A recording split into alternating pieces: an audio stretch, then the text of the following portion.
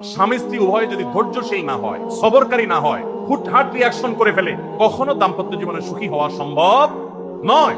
মনে রাখতে হবে, একসাথে থাকতে গেলে, দুইটা পাতিল একসাথে থাকতে গেলে টুনটান লাগে না, বাধে হয় না? আপনার কাছে যদি কেউ এসে গাল গল্প দেয়, দেখবেন অনেকে গাল গল্প দেয়। গাল গল্প দেওয়া লোক আছে না নাই? ভাই 30 বছর সংসার করেছি, জীবনে আমাদের একটা কথা হয়নি। ডাহা মিথ্যু, এ লোক ডাহা মিথ্যু। আপনার 50 বছরের সংসারে কোনো বিষয় হয় না। হ্যাঁ, ঝগড়া করেন না সেটা ভিন্ন বিষয়, কিন্তু ভিন্ন মত হবে না, দ্বিমত তৈরি হবে না, নিজেদের মধ্যে ভুল বোঝাবুঝি তৈরি হবে না, একবারও হবে না জীবনে, অসম্ভব। মুহাম্মদ সাল্লাল্লাহু আলাইহি ওয়াসাল্লামের ঘরে যদি হয়ে থাকে, আলী রাদিয়াল্লাহু তাআলার ফ্যামিলিতে যদি হয়ে থাকে, সাহাবীদের ঘরে ঘরে যদি হয়ে থাকে, আপনি কে? মনে রাখবেন, এই সমস্ত ডাহা মিথ্যা কথা শুনে আপনি চিন্তা করেন, হায় হায় রে, তাহলে আমার বউটা এত ডাইনি।